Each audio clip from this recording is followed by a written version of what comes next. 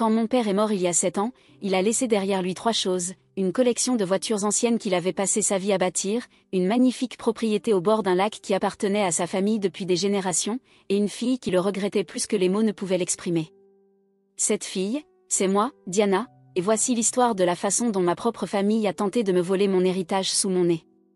Papa était un maître mécanicien, du genre à pouvoir diagnostiquer un problème de moteur rien qu'en l'écoutant. Son garage était son sanctuaire, rempli d'outils qui semblaient être le prolongement de ses mains et de voitures qu'il avait restaurées avec amour pendant des décennies. Chaque week-end, il était là, à bricoler sur un véhicule ou un autre, m'enseignant tout ce qu'il savait. « Fais attention, princesse », disait-il en me faisant signe de me rapprocher pour observer de plus près ce sur quoi il travaillait. « Un jour, tout ça sera à toi, et tu devras savoir comment en prendre soin. » J'ai passé d'innombrables heures dans ce garage, apprenant le fonctionnement des carburateurs et des courroies de distribution, la différence entre un tournevis plat et un tournevis cruciforme, et surtout, l'importance de la patience et du souci du détail. Alors que d'autres filles de mon âge jouaient à la poupée, j'aidais mon père à restaurer une Mustang de 1967, mes petites mains parfaites pour atteindre les espaces les plus étroits. Maman n'a jamais compris notre lien ni notre passion commune pour les voitures. Elle s'intéressait davantage au statut social et aux apparences. Lorsque papa est mort d'une crise cardiaque soudaine à 52 ans, elle a attendu exactement 11 mois avant d'épouser Steven, son professeur de tennis, qui avait presque 15 ans de moins qu'elle. J'avais 16 ans lorsque Steven a emménagé avec sa fille de 13 ans, Amber, issue de son premier mariage. Du jour au lendemain, notre maison paisible est devenue méconnaissable. Steven et maman dépensaient l'argent sans compter, achetant de nouveaux meubles, redécorant chaque pièce, essayant d'effacer toute trace de la présence de papa. Les seuls endroits qu'ils n'ont pas touchés étaient le garage et la maison au bord du lac. Le garage ? C'est plein de vieilleries de toute façon, avait dit maman d'un ton méprisant. Et la maison au bord du lac ? Parce que le testament de papa contenait des clauses spécifiques à son sujet, ou du moins, c'est ce que je croyais. Vous ne pouvez rien vendre avant que Diana n'ait 25 ans, avais-je entendu notre avocat de famille, Monsieur Patterson, dire à maman peu après les funérailles de papa. James a été très clair à ce sujet. Cela me réconfortait de savoir que papa avait protégé son héritage, veillant à ce que les choses qu'il aimait soient préservées pour moi. J'aurais dû me méfier. J'aurais dû demander des copies de tous les documents moi-même, prêter plus d'attention aux détails juridiques au lieu de faire confiance à ceux qui devaient s'en occuper. Mais j'avais 16 ans et j'étais en deuil, plus préoccupée par l'entretien des voitures de papa que par les formalités administratives. Chaque après-midi après l'école, je me dirigeais directement vers le garage, travaillant sur les voitures comme il me l'avait appris. C'était ma façon de le garder près de moi, d'honorer sa mémoire. Pendant ce temps, maman et Steven se consacraient entièrement à transformer Amber d'une fille discrète et studieuse en leur vision de la fille parfaite, vêtements de marque, cours privés de tennis, cours de violoncelle. Rien n'était trop cher quand il s'agissait du développement d'Amber. « Diana, ma chérie, disait maman en regardant mes jeans tachés d'huile avec désapprobation. Tu ne préférerais pas accompagner Amber à ses cours de maintien ? Ce serait bien plus approprié que de passer tout ton temps dans ce garage. » Mais je suis restée fidèle à ce que papa m'avait appris. Je faisais en sorte que ces voitures continuent de rouler, que ces outils restent organisés exactement comme il les aimait. Les autres élèves à l'école trouvaient ça étrange, une fille passant autant de temps à travailler sur de vieilles voitures, mais je m'en fichais. Chaque fois que je parvenais à faire ronronner l'une des voitures classiques de papa comme si elle était neuve, j'avais l'impression qu'il était juste là avec moi, hochant la tête d'approbation. Après le lycée, je suis allée à l'université pour étudier l'ingénierie mécanique, finançant mes études en travaillant dans un garage automobile local. Maman et Steven ne m'ont jamais proposé de m'aider à payer les frais de scolarité, tout leur argent était destiné à l'avenir d'Amber. Cela ne me dérangeait pas. J'étais douée dans ce que je faisais, et le propriétaire du garage, Mike, appréciait d'avoir quelqu'un qui comprenait les voitures anciennes. « Tu as le coup de main, gamine, disait-il en m'observant travailler. Tout comme ton vieux père. » Je rentrais chez moi aussi souvent que possible, principalement pour vérifier mes voitures et visiter la maison du lac. À chaque visite, je remarquais de petits changements, des outils manquants dans le garage, des pièces qui avaient disparu. Quand j'interrogeais maman à ce sujet, elle balayait mes inquiétudes d'un revers de main. « Oh, nous avons dû faire un peu de place, disait-elle vaguement. Et tu ne peux pas t'attendre à ce que tout reste exactement pareil pour toujours, Diana. » J'aurais dû insister davantage, exiger des réponses. Mais j'étais occupée par mes études, mon travail, et la construction de ma propre vie. Et honnêtement, je ne pouvais tout simplement pas imaginer que ma propre mère irait à l'encontre des volontés de papa. Puis vint le jour qui changea tout. J'étais dans mon dernier semestre d'université quand maman m'appela, sa voix débordant d'excitation. Diana, tu ne vas pas le croire, Amber est fiancée. Avec Bradley Worthington II. Tu sais, les Worthington de Worthington Investment. Je fis les politesses de rigueur tout en calculant mentalement combien de temps je devais rester au téléphone avant de pouvoir raccrocher poliment. Mais maman n'en avait pas fini. Nous organisons un mariage absolument magnifique, le Country Club, un orchestre de 10 musiciens, 500 invités. Bien sûr, ça va coûter très cher, mais Steven et moi avons trouvé une solution. Quelque chose dans son ton me fit me crisper. Maman, qu'est-ce que tu veux dire par « nous avons trouvé une solution » ? Il y eut un silence, et je pouvais l'imaginer en train de s'exercer à son sourire le plus convaincant. Nous avons reçu des offres pour la maison du lac, et comme elle est vide la plupart du temps. Et tu ne peux pas vendre la maison du lac, l'interrompis-je. Le testament de papa. Oh, cette vieille histoire ? Steven a demandé à son avocat d'y jeter un œil. Apparemment, il y avait un problème avec la façon dont il a été déposé, quelque chose à propos de témoins incorrects ou de papiers mal remplis. Bref, en tant que veuve de James, j'ai tout à fait le droit de la vendre. Et franchement, Diana, c'est pour le mieux. Amber a besoin de ce mariage pour assurer son avenir. Ton père aurait compris. Le monde sembla basculer. Maman, non. Tu ne peux pas. Cette propriété est dans la famille de papa depuis des générations. Il voulait que je l'aie. Ne sois pas égoïste, Diana. Amber est ta sœur, et c'est le plus grand jour de sa vie.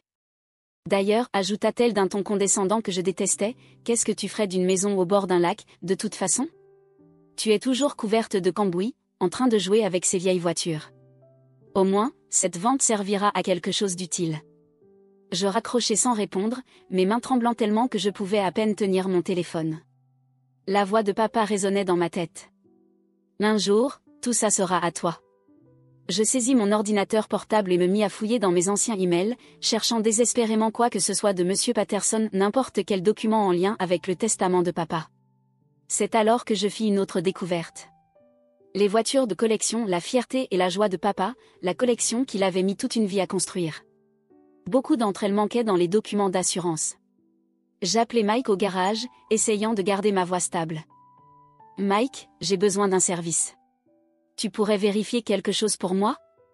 La dernière fois que tu es allé dans le garage de mon père, combien de voitures y avait-il ? Il y eut un non-silence. Diana. Je me demandais quand tu allais poser cette question. Mon cœur s'emballa. Ils les ont vendues, une par une. J'ai essayé de les en empêcher, je leur ai dit que ces voitures étaient destinées à toi. Mais ton beau-père a montré des papiers prouvant qu'ils avaient le droit de les vendre. La pièce se mit à tourner autour de moi alors que les mots de Mike s'imprimaient dans mon esprit. Ils avaient vendu les voitures de papa. Son œuvre de toute une vie. Son héritage pour moi. Et ils les avaient discrètement liquidées pour financer leur train de vie extravagant et maintenant le mariage d'Amber. Je mis fin à l'appel et restai assise en silence, le regard fixé dans le vide. Puis, j'ouvris ma messagerie et rédigeai 2 emails. Le premier email était destiné à mon conseiller académique, lui demandant une extension d'urgence pour mes projets finaux. Le second était pour un avocat que j'avais rencontré au garage, un passionné de voitures classiques spécialisé en droit des successions. J'ai besoin de votre aide. Grosse alerte. Héritage familial vendu sans permission. À quel moment pouvons-nous nous rencontrer ? La réponse arriva en quelques minutes. Demain matin, 8 heures. Apportez toute la documentation que vous avez. Cette nuit-là, je ne parvins pas à dormir. Je ne cessais de penser à papa dans son garage, m'apprenant à régler les courroies de distribution et les allumeurs, me montrant comment diagnostiquer des problèmes moteurs juste par le son et la sensation. Fais bien attention, princesse, disait-il. Un jour, tout ça sera à toi. Eh bien, papa, pensai-je en finissant par sombrer dans le sommeil, je fais attention maintenant. Et je ne les laisserai pas me prendre ce que tu voulais me léguer. Le cabinet de Marcus Bennett ressemblait exactement à ce que j'imaginais, des fauteuils en cuir, du bois sombre, des murs tapissés de textes juridiques. Mais il y avait autre chose aussi. Des photos encadrées de voitures classiques, dont une magnifique Shelby Cobra 1965 qui me serra le cœur. Elle me rappela celle que papa et moi avions prévu de restaurer ensemble. C'est mon bijou, dit Marcus en suivant mon regard. J'ai mis 3 ans à la remettre en état. Ton ami Mike me dit que tu t'y connais en moteur. Je hochai la tête, toujours fasciné par la photo. Mon père m'a tout appris. Ou du moins, il a essayé, avant que je déglutis avec difficulté. Avant qu'il ne commence à vendre sa collection. Le sourire amical de Marcus s'effaça, laissant place à une expression d'intensité concentrée. Raconte-moi tout. Depuis le début. Pendant l'heure qui suivit, je lui expliquai tout, la mort de papa, les clauses du testament stipulant que je devais attendre mes 25 ans, la disparition progressive des voitures, et maintenant leur plan de vendre la maison du lac pour financer le mariage d'Amber. As-tu une copie du testament ? Demanda-t-il. Je secouai la tête. Maman et Steven disent qu'il y avait des problèmes avec son dépôt. Quelque chose à propos de témoins non conformes. Marcus fronça les sourcils. C'est inquiétant. Qui était l'avocat de ton père ? Monsieur Patterson. Mais quand j'ai essayé d'appeler son cabinet hier, ils m'ont dit qu'il avait pris sa retraite il y a 2 ans, qu'il était parti en Floride. Marcus se redressa brusquement. George Patterson ? J'acquiesçai. Je connais George. Il est méticuleux avec la documentation. S'il s'est occupé du testament de ton père, il n'y a aucune chance qu'il y ait eu des problèmes avec son dépôt. L'espoir s'alluma en moi. Tu peux le vérifier ? Je peux faire mieux que ça. Il attrapa son téléphone. George et moi jouons au golf quand il est en ville. Laisse-moi l'appeler. 20 minutes plus tard, Marcus avait des réponses qui me firent bouillir de rage. George n'a jamais pris sa retraite en Floride, dit-il d'un ton grave. Il travaille à temps partiel dans le cabinet de son fils, de l'autre côté de la ville. Et il n'a jamais dit à ta mère qu'il y avait un problème avec le testament. En fait, il a essayé de te contacter pendant des mois. Ta mère a dit à son bureau que tu étais en échange à l'étranger et que tu étais injoignable. Mes mains se crispèrent en point. Ils ont menti. Surtout. Et ce n'est pas tout, poursuivit Marcus. George dit que ton père a mis en place une fiducie, pas seulement un testament. Les voitures, la maison du lac, même les outils du garage, tout est placé sous fiducie pour toi. Ta mère et ton beau-père n'ont absolument aucun droit légal de vendre quoi que ce soit. Mais ils l'ont fait, dis-je, la voix tremblante. Les voitures. Les outils. Combien de lois ont-ils enfreintes ? Plusieurs. Marcus tapait déjà sur son clavier. Vendre des biens sous fiducie sans autorisation ? C'est une fraude. Utiliser les fonds pour leur profit personnel ? Encore une fraude. Faire de fausses déclarations sur l'existence de la fiducie ? Tu vois le tableau. Que pouvons-nous faire ? Et d'abord, nous avons besoin de documentation.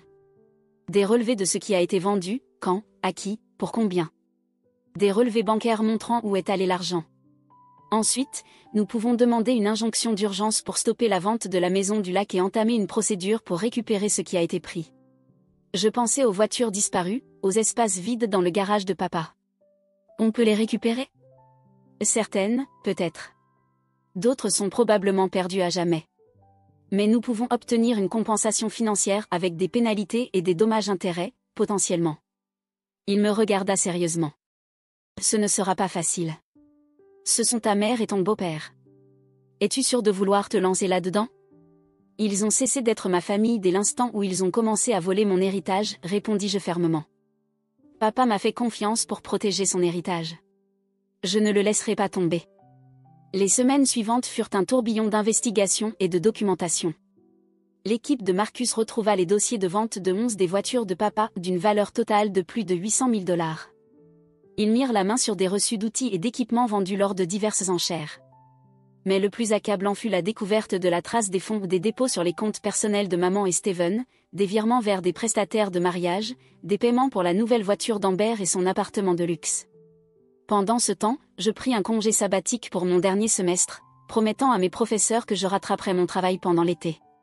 C'était plus important. C'était une question de justice.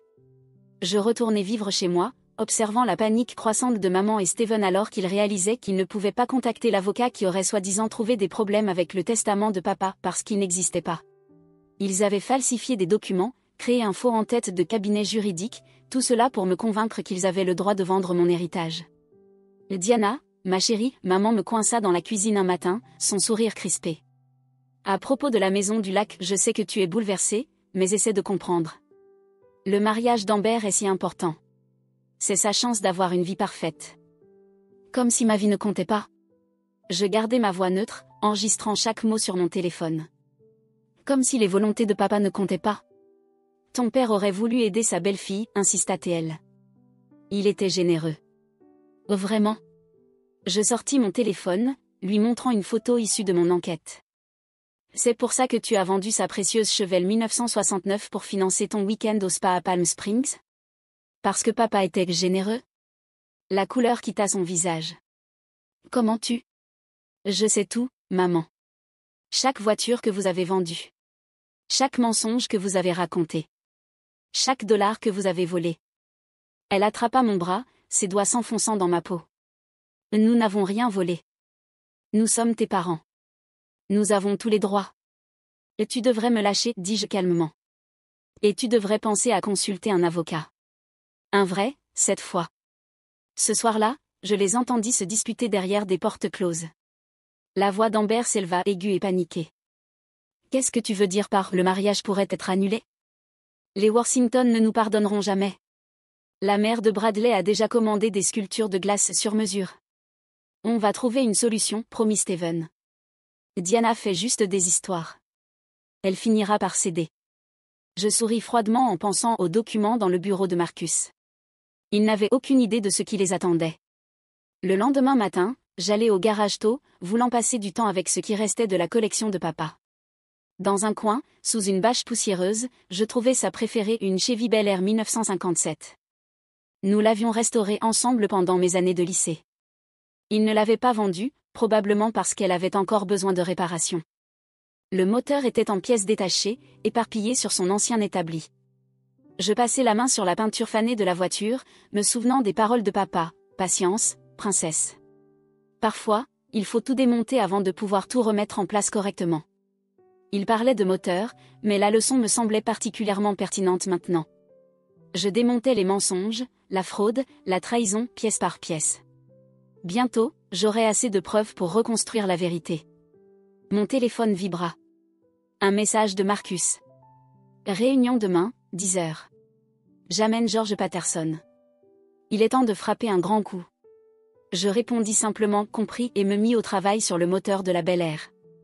Demain apporterait son lot de chaos, mais aujourd'hui, je pouvais me perdre dans le rythme familier des clés et des cliquets, honorant la mémoire de papa de la meilleure manière que je connaissais. Pendant que je travaillais, j'entendis maman et Steven partir pour une séance de planification de mariage au country club.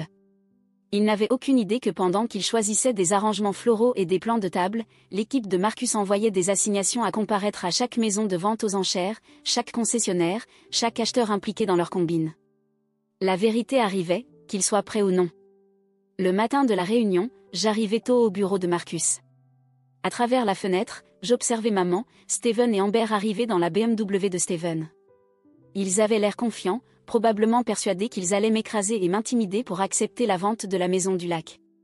Maman portait sa tenue de « gestion des situations difficiles », un tailleur bleu poudré qui lui donnait un air à la fois autoritaire et bienveillant.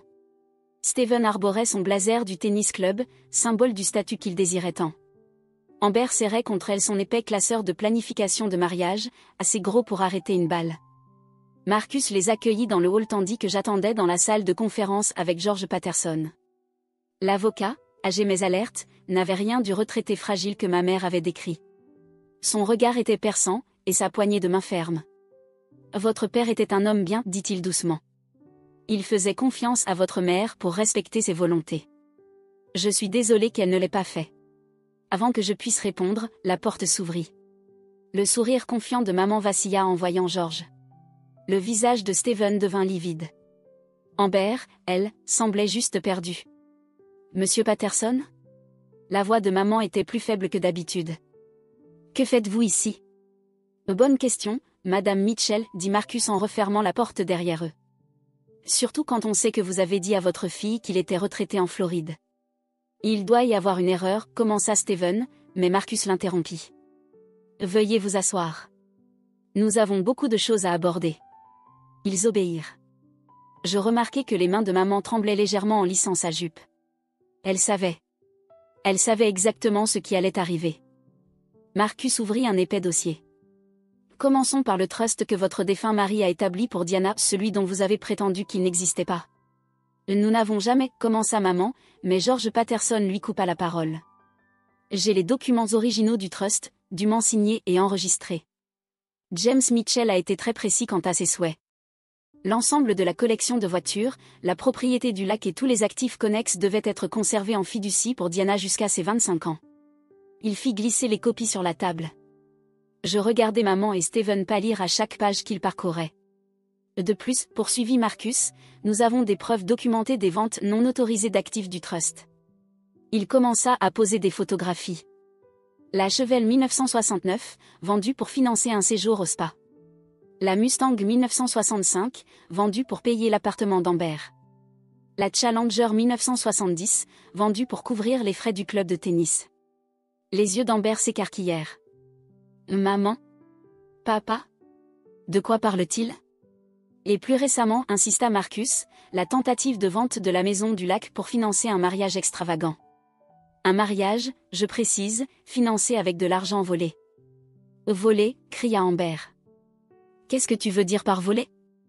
Il veut dire, dis-je calmement, qu'ils ont vendu mon héritage morceau par morceau, les voitures de papa, ses outils, tout ce pour quoi il a travaillé. Ils ont tout vendu sans en avoir le moindre droit légal. C'est ridicule. Steven frappa la table du poing. Nous en avions parfaitement le droit.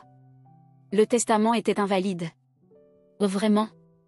Marcus haussa un sourcil. Voulez-vous expliquer ceci? Il sortit d'autres documents. Les lettres falsifiées. L'entête d'un cabinet d'avocats fictif. Faux et usage de faux, nota Marcus avec froideur. Fraude bancaire. Détournement d'actifs en fiducie. La liste est longue.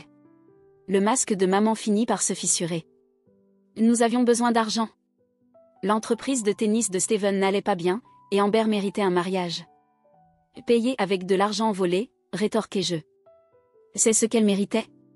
Amber éclata en sanglots. Les Worthington ne nous pardonneront jamais. La mère de Bradley a déjà commandé les sculptures de glace. Oui, nous savons. Je soupirai.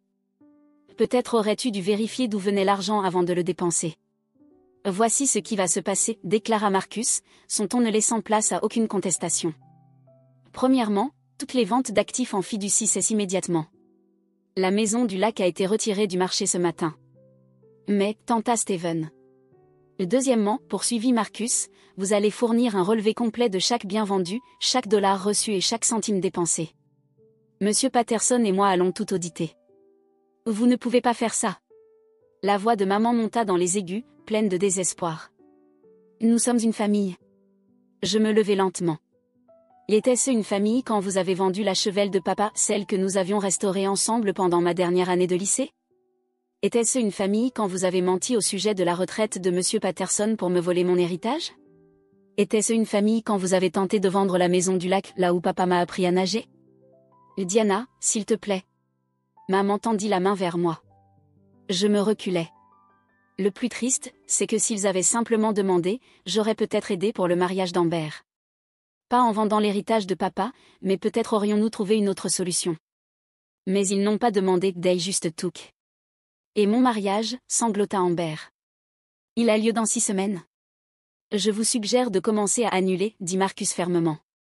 À moins que vous ne vouliez ajouter la réception de biens volés aux problèmes juridiques de la famille. Nous pouvons encore arranger ça, tenta Steven d'une voix mielleuse. Diana, sois raisonnable. Pense à ta mère, à ta sœur. Belle-sœur, le corrigeai-je. Et le moment d'être raisonnable, c'était avant que vous ne commenciez à me voler. Marcus posa d'autres documents, ordonnances judiciaires, injonctions, demande de remboursement. Vous avez 24 heures pour signer ces documents et commencer à coopérer. Après quoi, nous irons voir la police. Maman devint livide. Tu nous enverrais en prison? Vous vous y êtes envoyé vous-même, dis-je doucement. À chaque fois que vous avez vendu une des voitures de papa. À chaque fois que vous avez menti sur le trust. À chaque fois que vous avez choisi votre nouvelle famille au détriment de ses volontés. Ils quittèrent la réunion en ruine, maman en pleurs, Steven livide, Amber en pleine crise de nerfs à propos de son mariage gâché. Je les regardais partir, me sentant étrangement vide. C'était une victoire, mais ça n'en avait pas le goût. Les mois suivants furent un tourbillon de procédures judiciaires. L'équipe de Marcus retrouva la plupart des voitures, bien que certaines aient été revendues et soient devenues introuvables. La maison du lac fut sauvée, sa vente annulée. Maman et Steven durent hypothéquer leur maison pour commencer à rembourser ce qu'ils avaient volé. Le mariage d'Amber fut annulé, et avec lui, ses fiançailles. Apparemment, la famille Worthington n'avait aucune envie d'être associée à des criminels. Leurs mots, pas les miens. Elle retourna vivre chez sa mère, ses rêves de mondanité réduits en poussière. Monsieur Patterson m'aida à mettre en place une supervision adéquate du trust, garantissant que plus personne ne puisse jamais me voler à nouveau. Lorsque je parcourus enfin le garage de papa, désormais partiellement rempli des voitures récupérées, je sentis sa présence plus forte que jamais. La Chevy Bel Air 1957 était toujours là, dans un coin, attendant d'être restaurée. Je passai ma main sur son aile, me remémorant toutes ces heures passées avec lui à travailler dessus. « Je l'ai fait, papa, murmurai-je. J'ai protégé ce que tu as construit. J'aurais juste souhaité. J'aurais souhaité que ça ne me coûte pas ma famille. Mais après tout, peut-être n'était-il jamais vraiment ma famille. Une famille ne vole pas. Une famille ne ment pas. Une famille ne cherche pas à s'approprier ce que quelqu'un a mis toute une vie à bâtir. » Un an plus tard, j'ai enfin obtenu mon diplôme d'ingénieur. La cérémonie était modeste, juste moi, mes professeurs et quelques amis de l'atelier automobile. Maman m'envoya une carte. Je la lui retournai sans l'ouvrir. La maison du lac est devenue mon refuge du week-end, un endroit où je peux travailler sur des voitures en toute tranquillité, entouré des souvenirs de la personne qui m'a tout appris sur la vie, la valeur du travail, l'importance de l'intégrité et le courage de défendre ce qui est juste. Parfois, tard dans la nuit, je m'assois dans l'ancien garage de papa, entouré des voitures que nous aimions ensemble, et je sais que j'ai fait le bon choix. Certaines choses valent plus que l'argent, l'héritage, l'honneur, la vérité. Maman et Steven ne l'ont jamais compris. La semaine dernière, j'ai enfin terminé la restauration de la Bel Air. Lors de son premier essai sur la route, son moteur ronronnait exactement comme papa me l'avait appris. J'étais en paix. Ils m'ont pris certaines choses, mais ils n'ont jamais pu m'enlever ce qui comptait le plus, la connaissance, les souvenirs, l'amour de quelque chose de vrai, d'honnête et d'authentique. Les batailles juridiques ne sont pas encore tout à fait terminées. Il reste des biens à récupérer, de l'argent à rembourser. Maman essaie parfois de me contacter, généralement lorsqu'elle a besoin de quelque chose. Je laisse ses appels aller sur la messagerie vocale. Certaines personnes disent que j'ai été trop dure, que la famille mérite le pardon. Peut-être ont-ils raison. Mais alors que je suis assise dans le garage restauré de mon père, entourée de l'héritage qu'il m'a confié, je sais que le pardon doit se mériter. Il ne peut pas être volé, comme tout le reste qu'ils ont tenté de prendre. Papa disait toujours que chaque voiture a une histoire. La mienne parle de trahison et de justice, du courage de défendre ce qui est juste, même quand cela fait mal. Mais surtout, c'est une histoire sur l'honneur rendu à celui qui m'a appris que certaines choses valent la peine d'être protégées, peu importe le prix à payer. L'année prochaine, lorsque j'aurai 25 ans, le trust sera entièrement sous mon contrôle. D'ici là, le garage sera complètement restauré, chaque voiture aura retrouvé sa place. Et peut-être qu'alors, avec le temps et la distance, je serai prête à envisager le pardon. Mais pour l'instant, je suis fière d'être la fille de mon père, gardienne de son héritage, protectrice des rêves qu'il a construits, une voiture après l'autre. Certains pourraient dire qu'il ne s'agit que d'une collection de vieilles voitures et d'une maison au bord d'un lac. Mais pour moi, c'est tout ce que mon père était: honnête, travailleur, intègre. Et cela vaut bien plus que toutes les sculptures de glace du monde.